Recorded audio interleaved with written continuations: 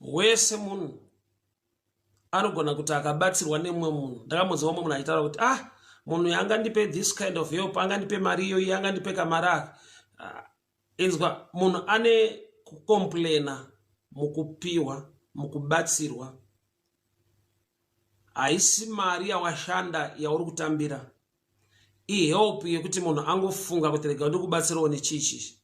But munhu anosvika palevel yekuti haagone kutenda, haana a thankful heart towards anything chaitirwa nemumwe munhu. Isiri payment but just a gift.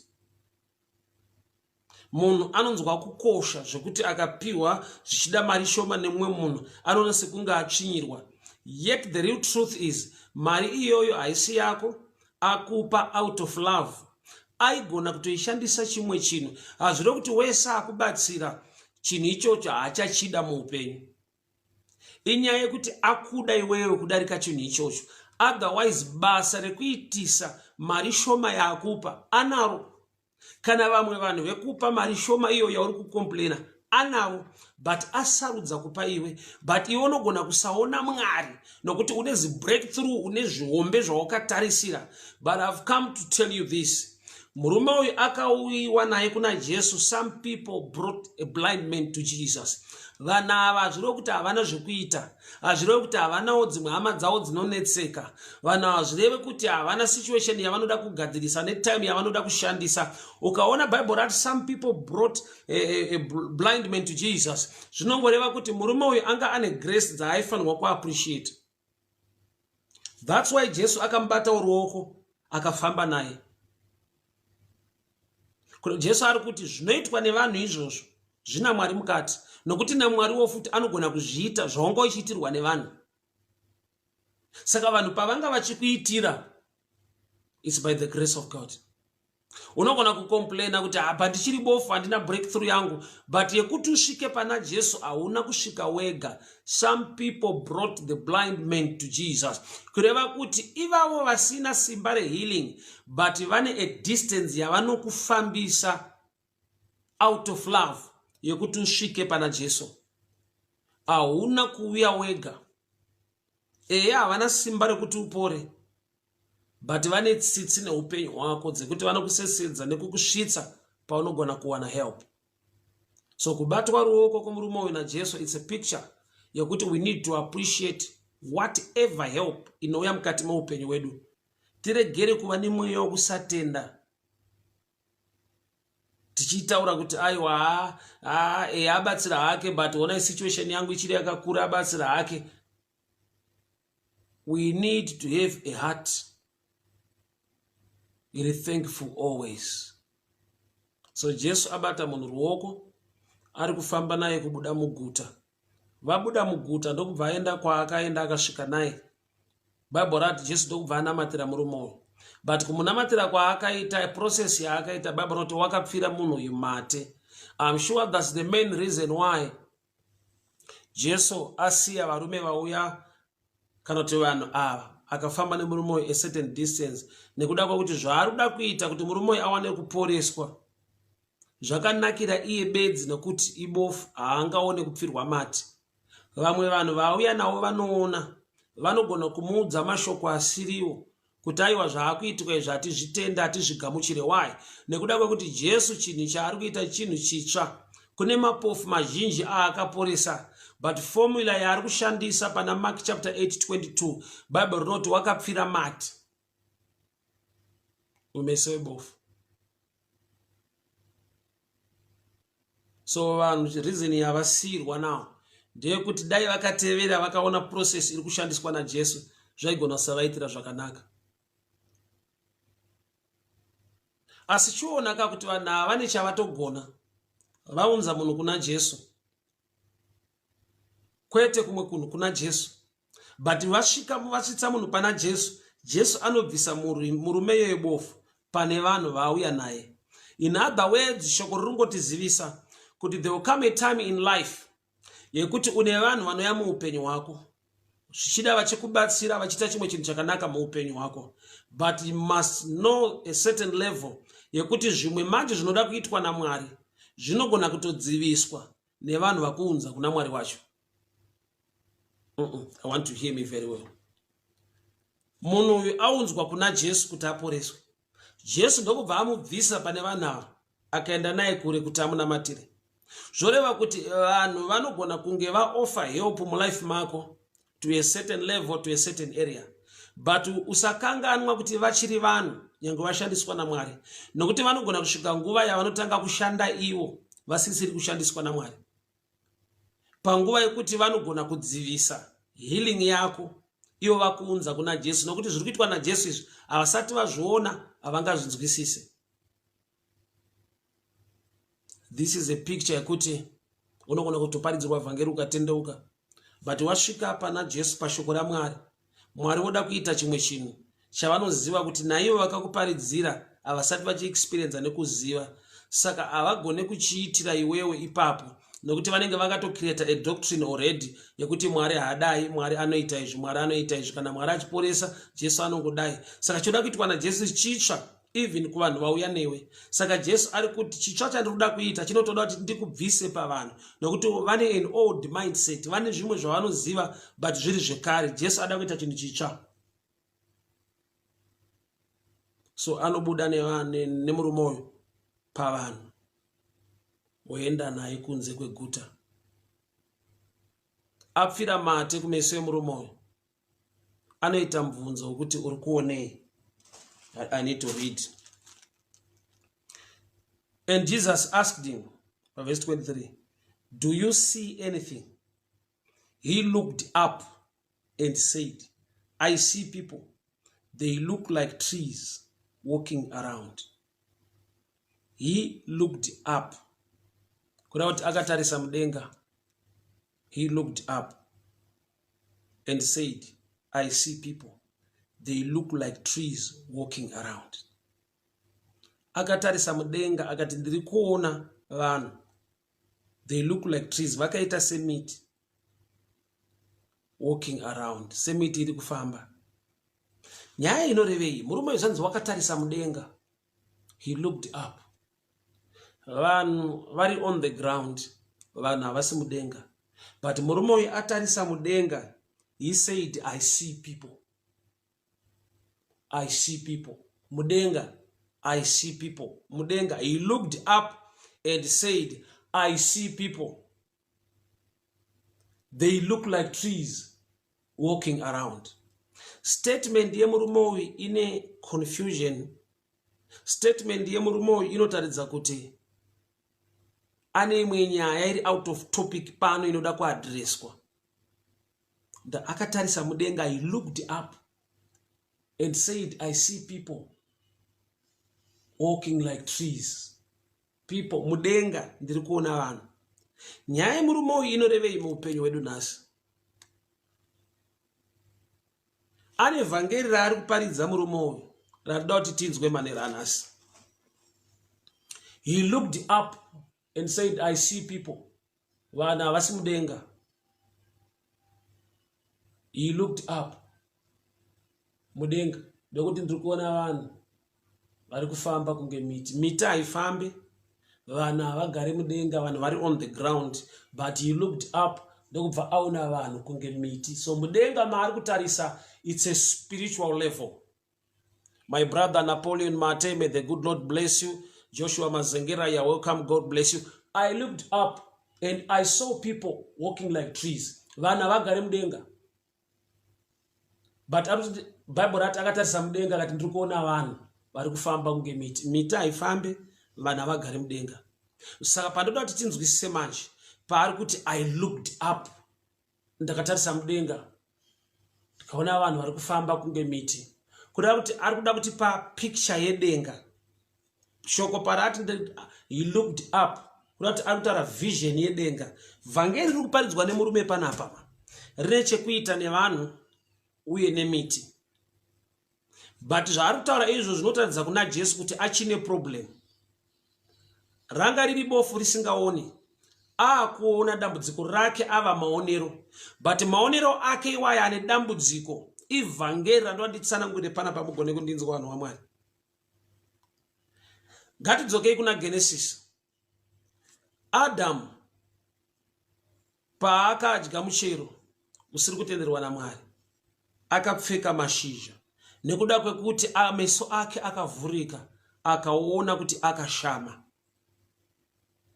So munhu wekutanga akaenda pamuti, akatakura chituko, akatanga kuona zvaasiri designed to see. Nokuti Adam, Genesis 2:25 kusvika pa20 tinoti both mukadzi nemurume they were naked and not ashamed. Kurati meso avo anga akavanzirwa kushama kwavakaita naMwari nekuti vairarama muglory yaMwari. But pavakadya muti, pavakadya muchero, meso akavhurika, their eyes were opened. Ndokubva vaona kuti they are naked. Ndokubva vamhanya kumuti. So picture ya Adamu wekutanga ndeye munhu ari kumhanya kumiti. Picture ya Adamu yekutanga ndeye munhu ari kumhanya kumiti nekuda kwekuti meso ake avhurika. So uyu murume ibofu, meso ake paakavhurika, ari kuti ndiri kuona vanhu, ari kutarisa mudenga, he looked up, meso avhurika ibofu, vanhu vari kufamba kunge miti. Kurati ari kutidzorera kuna Adamu kuti era yekutanga munhu meso ake paakavhurika akazvikonekta nemiti, akatanga kufamba achienda kumiti. So murume ari kuparidza vhangeri rekuti mimi Jesu ndimi matouya, the second Adam or the last Adam, kuunza restoration kunyika. Why? Nokuti imi wacho ndimi makauya kuti muende pamuti, to hang on a tree. Ndimi mauya kuzohenga pamuti kuti vanhu varestore back chavakaluza through first Adam. Saka shoko pari kuti akatarisa mudenga, he looked up and said, I see people walking like trees. Ari kungoparidza kuti nhamo yemunhu yakatanga paakazviendesa kumiti. Ukama hwemunhu nemuti mugarden wakaunza kuona zvisizvo. Saka Jesu zvaauya nawo ndiye anofanirwa kunamatira murume uyu second touch. Second touch iri kurepresenta iye Kristu anova the last Adam. Nokuti the first Adam ndiye akavhurika meso, akaona kuti ari naked, akatora mashizha emuti akapfeka. Zvokuti Adam paaifamba, miti iri paari iri kufamba. I don't know if you can hear me now. Ndo paataura murume uyu, I see people, they look like trees walking. Ari kungotaura first Adam kuti paakanopfeka mashizha emuti, miti yapaari, akatanga kufamba. Ndo zvandiri kuona kuti Adamu wekutanga idambudziko. Saka Jesu paati uri kuona murume akati ndiri kuona vanhu vari kufamba kunge miti, ndatarisa mudenga, I looked up. He looked up and said, I see people, they look like trees walking. Muti wakambofamba hongu, but wakafamba uri pamunhu anonzi Adam. So the first Adam ndiyo picture yotorwa panapa yekuti I see people walking. I see people, they look like trees walking.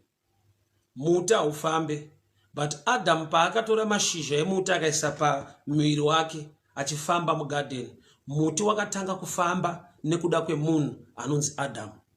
Ende ipapo meso ake anga avhurika, akuona dambudziko than kuona favor.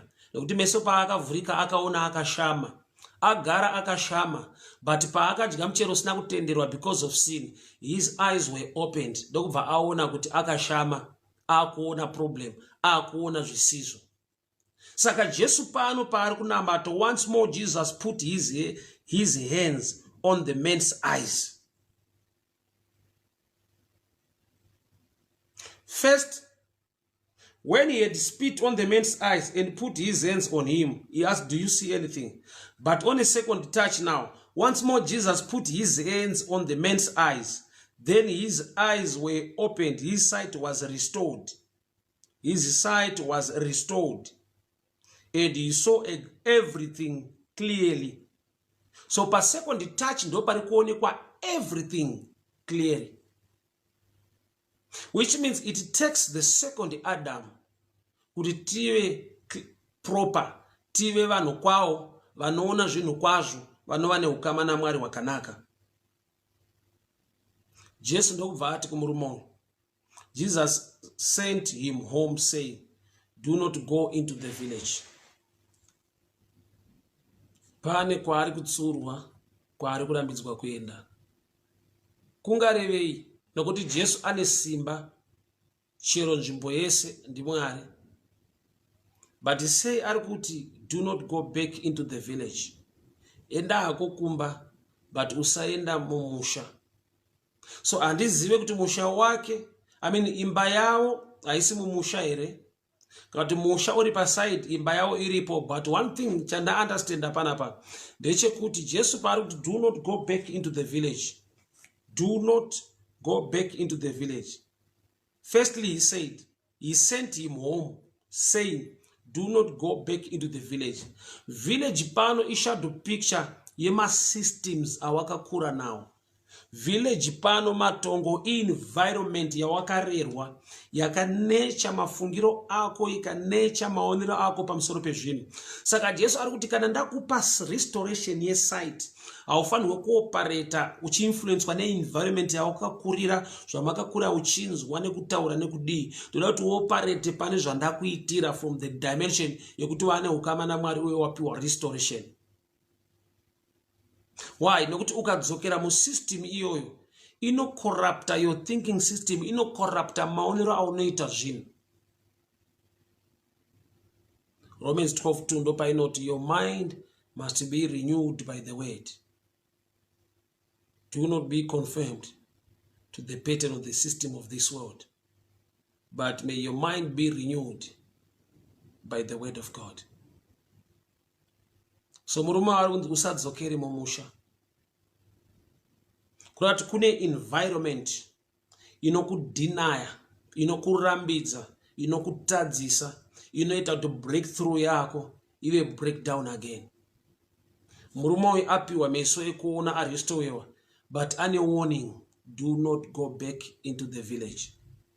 Kurati pane pekuti wasangana naMwari, wakunamata Mwari, wakuziva Mwari, ukadzokera muma old ways, muma old systems, muma old friends vasingazive Mwari, they will easily corrupt your mind. Why? Because chaitwa ichi chicha une zvawakajaira kubva kare. So when you go back into the village, ukadzokera mukufunga kwekumusha kwenyu, ukadzokera muma systems ako ekare, anocorrupta chicha chaitwa naMwari mukati meupenyu wako. So this man was instructed not to go back into the village. Paakabviswa pahama dzake naJesu akadzoka achiona, ndofunga varume vanga vamutungamirira pana Jesu vakatanga kupembera vakafara. Asi havana kuziva kuti apiwa a personal instruction. Nokuti ava vakuunza kana wadzokera kwavari vanogona kuzokuti ngatimbopinda muvillage. Kunamata kwakuda maturity neboldness yekuziva zvakataura Mwari muupenyu wako. To some, they can go back to that village maybe because of their maturity. Havagone kuva corrupted nema systems eko. But iwe you are more like a new baby. Une zvitsva zvaitwa naKristu muupenyu wako. You need to grow in an environment inoita kuti unyatsokura, so that paunozoita back into the village wamunhu ari mature, ari pastage ye decision making, asingagone kuva corrupted nema systems ekare. So murume uyu aporeswa naJesu, but apiwa a personal instruction, do not go back into the village. Jesu haana kuti musazoenda futi kuvillage mese ayo ari kungodhila nemunhu waaporesa. So sometimes danger yatinayo mukunamata mazuva ano ndeyekuti munhu akapiwa a personal instruction anobva aita a church doctrine, zvokuti munhu wese anenge akurambidzwa kuti usaende kumusha. Yeti iwewo wakaporeswa muarea yesite, Jesu une zvaakanzwa uchitaura, anotoziva level of your maturity, kuti ukadzokera mumusha uchangowana miracle yakadai unoiluza. Unogona kusanoluza site, but unocorrupt kopa maonero aunoita zvinhu. Kubva rini miti ichifamba, asi murume wakataura kufamba kwemiti. Kuti anga ari muenvironment yevanhu vanotaura zvinhu zviri opposite zvisingaitike, but yakava a belief system yaakakura achitenda even ari bofu.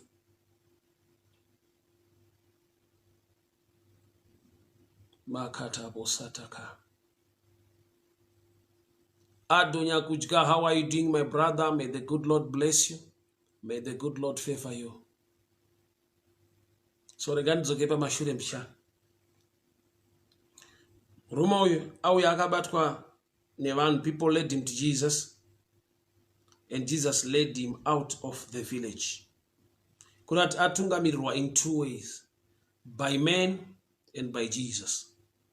Ndati Jesu vazviitirei kumbata ruoko zvaagara achiitirwa nevamwe vanhu. Ivhangeri rekuti don't take help for granted.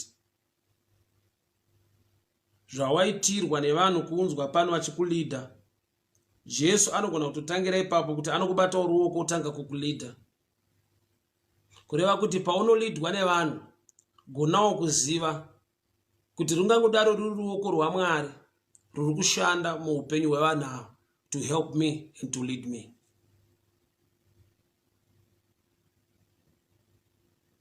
So vhangeri randinaro manera nhasi nderekuti tive a thankful heart, moyo wokutenda, moyo wokuappreciate. Zvikuru sei zvinogona kudaro zvichiitwa nevamwe mukati maupenyu hwedu. Chinhu chese chine mavambo acho, chinhu chese chine pachinotangira.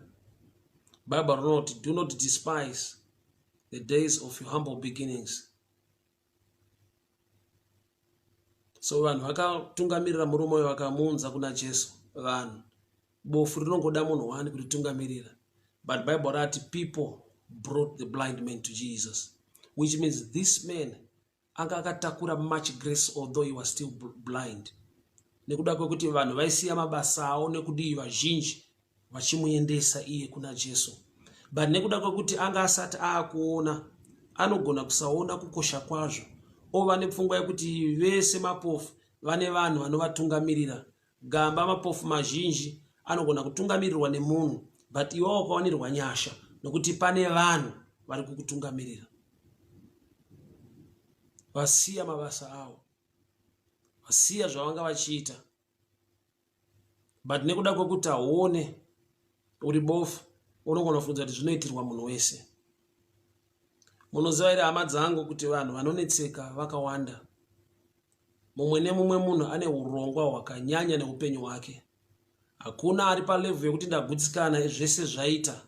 Munhu wese ari kuda for more, munhu wese ari kuda kubuilda, munhu wese ana zvaanoda kuvaka nekudii mukati meupenyu concerning his family nekudii nyangwe nehama dzake. But ukaona munhu afungawo nezveupenyu hwako to reach out to you, ngativei nemoyo wokutenda, ngativei nemoyo wokuonga nekurumbidza Mwari. Why? Nekuti ndiMwari unoshanda muvanhu ivavo to reach out to you. Otherwise vanogona kuva busy nezvavo. Hakuna atapedza nhamo dzake dzekumhuri kwake. But ukaona munhu achidedicate nguva neanything chaanacho muupenyu concerning your life, you need to appreciate. Saka Jesu ambata ruoko abuda naye muguta, ari kutomuparidzira kuti iyoyo kubatwa neruoko uchitungamirirwa iyoyo, kana wanga uchimboitirwa nevanhu, inda kuitira kuti uzive kuti vanhu pavaitokuitira ndiMwari anenge arangarira upenyu hwako. So munamato wangu manhero ano, tive nemweya wokuappreciate nekutenda. Zvingava zvidiki zvinoitwa nevanhu muupenyu hwako. Pane nguva yekuti mindset dzatinadzo varume vazhinji vekuAfrica, sekuti kana une mudzimai kumba, for example, haasi kuenda kubasa riri formal, anoswera pamba, you take it for granted kuti kuswera munhu anongoswera akagara pamba. But time yaunozo understanda musi waunozongoswerawo pamba, let's say iye afamba kuti maswera mese, unogona kunotisa kuti misikanzwa ine vana, especially namune vana vadiki vanoda kumonitwa nekudii, mwana anoda kugezeswa, pamba panoda kutsvairwa nekudii, unotozoona kuti munhu wauri kutarisira pasi uchiti haashande angangodaro achitoshanda zvinorwadza kupinda iwe, but nekuda kwokuti mudzimai wako, mumwe wako, munhu wako, you can take it for granted. Kusvika musi, sometimes we learn things pazvinobva patiri. Munhu paanosunduruka pauri unotozoona kuti unogona kutoita nguva usina kusuka nepoto chaiyo kana usina kuwasha. But zvinhu zvaunongotora casually zvaunongoti zviri common zviri obvious zvokuti unopedzera kuti taurira munhu rafu kuti hauna kubasa kwaunoenda unongoswera wakagara panapa. But taking care of the home or the house, it's something else. Chimwe chinhu chekuti unogona kusavalua but unozo experience musi waunoswera uchizviita wega kuti pane nyaya pane basa. So sometimes we fail to appreciate, yet it's the hand of God reaching out to you to help you. People brought a blind man to Jesus. People, not one person, people. Lan vakaunza murume bofu kuna Jesu. Zvaingoda kana munhu wani kuunza bofu iri kuna Jesu. Saka Jesu paari kubata ruoko achifamba naye ari kumuti, iyo yekuti unobatwa ruoko uchitungamirirwa inowanzoitwa newani munhu. Iwo waunzwa nevanhu kuna Jesu, but Jesu ari wani akubata. In other words, Jesu ari kuti uri kuona here kuti wani munhu aigona kuzvikwanisa zvokungotungamirira iwewe, but wanga une grace, wanga une favor zvokuti mulife yako wanga une vanhu vakadedicate upenyu hwavo une time to reach out to you to help you. It always reminds me of the book Mark 9 painotaura pamusoro pababa vanoenda nemwana wavo kuna Jesu vachiti mwana wangu zvikamubata zvinoti mumoto nemumvura vadzidzi vako vakamutadza. Mudhara uyu aingoona the negative. Chimwe chinhu chaaifanirwa kupupura nekutenda Mwari chiri positive ndechekuti nemoto wakatadza mwana wake. Moto wacho chaiwo wakatadza mwana wacho. Ichokwadi kuti vadzidzi vakatadza kubvisa dambudziko iri pamukomana uyu, but dambudziko rakatadzawo kubvisa mukomana panyika. He was still standing. Achiwira mumoto nemumvura, he survived. Akararama. Hauwire mumoto for fun, hauwire mumvura for fun. Ukatoona situation ichikuisa imomo, the target iripo is to kill you, to destroy you. But this boy survived. It also takes me kunyaya mukadzi with the issue of blood. For 12 years she was bleeding and she survived. Bleeding ukaitarisa ukableeda for a month, ukableeda for 5 hours. Ingo yakareba kwazvo, unogona kutofa. But she had this challenge for 12 years and she survived. That's another dimension of grace upon a life. And this is what utaranai manera nasi. But kungova nemoyo wekutenda nekuappreciate Mwari, unovhura mikana mizhinji nenyasha zhinji dzidururwa pamusoro peupenyu hwako.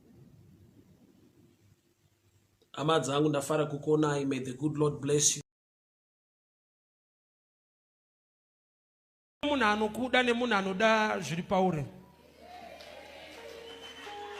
Usafunge kuti vanhu ivo vakafanana, vakatosiyana. Mulife mune munhu anokuda nemunhu anoda zviri pauri. Vanhu ivo vakasiyana.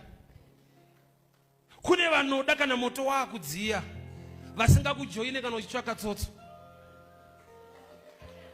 Pane patinotsvaka tsotso tese sababa naamai kuti upenyu hwedu hudziye, but shasha kana yadzirwa yakudzinga futi amai. Amena wandiri kutaura nezvake so.